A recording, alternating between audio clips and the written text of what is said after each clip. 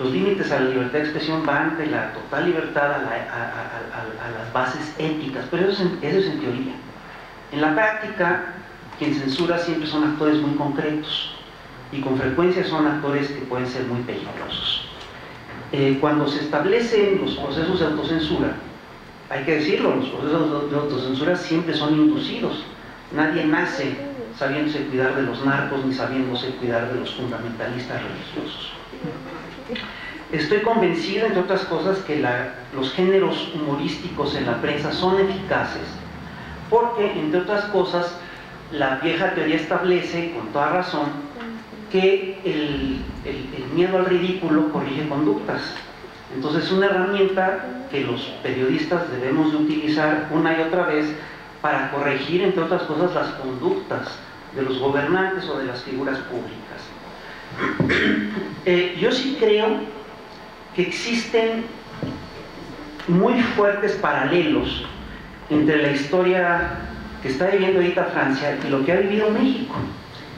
Para poderlo entender tenemos que hacer un poquito la historia de lo que ha sido en México la lucha por la libertad de prensa, que es una historia que en México está muy ligada a la lucha por el Estado laico y por la libertad de cultos. Hay una cosa que hay que plantearlos, que hay que tener clara de entrada. En general, las religiones son formas de control muy básicas y muy eficaces de la población. Y por eso, con mucha frecuencia, muchos de los estados más conservadores son estados que están ligados a proyectos religiosos, a estatutos religiosos. En México, nosotros tuvimos un estado de este tipo. Es decir, durante la colonia, bueno, muchos estados prehispánicos eran estados religiosos, y en la colonia lo que vivimos fue eso también, es decir, un estado que estaba totalmente ligado a las lógicas de la iglesia. De hecho, la iglesia y el estado se confundían tanto que la iglesia llegó a decir: yo no hago política, a mí nada más déjenme lo social. Eso es una de las cosas que manejaba la iglesia durante la colonia. Pero, ¿cómo crees? La iglesia, por supuesto que hacía política, y hacía política a altos vuelos. Es más, era tan fuerte el vínculo de la iglesia con la política que el poder mismo del rey de España se derivaba supuestamente del poder de Dios, y quien sancionaba esto era claramente la iglesia. Y claro, romper con estas lógicas, tanto en México como en Francia, tomó décadas y costó mucha sangre. Costó muchos pleitos y costó muchísima sangre. Este fue el pleito que tuvieron, entre otras cosas, los liberales y conservadores en el siglo XIX. Cuando México se independiza, ocurre una cosa muy curiosa. Todos los gobiernos y todas las constituciones establecen de entrada el derecho a la libertad de expresión, pero le ponen inmediatamente leyes reglamentarias brutales. Al principio del gobierno del México independiente, tú tenías que el gobierno censuraba, pero al mismo tiempo la iglesia excomulgaba. Entonces era una doble pinza de censura muy feroz, porque en aquel entonces todos eran católicos. Y la prensa, la iglesia era un aparato muy eficaz como aparato de control ideológico y como aparato de censura. Este pleito dura en México más o menos hasta 1857, cuando finalmente se establece una constitución liberal. Y cuando los liberales, muchos de los cuales eran periodistas que habían sido encarcelados durante los regímenes conservadores, pueden finalmente legislar y establecer una ley que establece una libertad de imprenta amplia, y que le establece además junto a todo un paquete de valores liberales como lo son la libertad de cultos.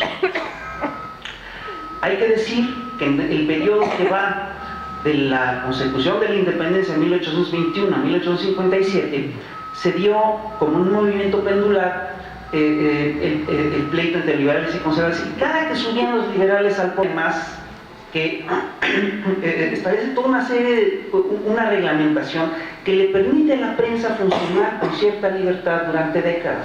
Y es hasta que se ejerce esta Constitución del 57 que empezamos a ver en México imágenes verdaderamente blasfémicas. Ahí es cuando se establece por primera vez en México el derecho a la blasfemia. Que el derecho a la blasfemia es un derecho elemental. Es decir, el delito de blasfemia es un delito absurdo, porque lo que para unos credos es dogma, para otros es blasfemia. Entonces, si tú estableces la libertad de cultos, tienes que establecer, obviamente, tienes que dejar de penalizar las lógicas del delito de la blasfemia. Entonces, el derecho a la blasfemia es simplemente la no penalización de la blasfemia. Eso es todo lo que es el derecho a la blasfemia.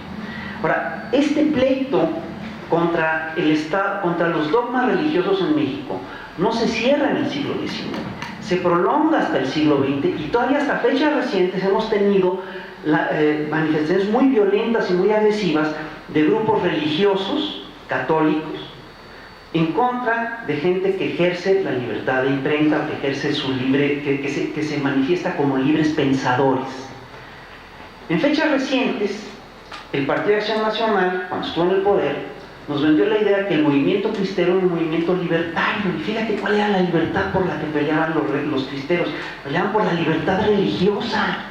¿Qué es la libertad religiosa?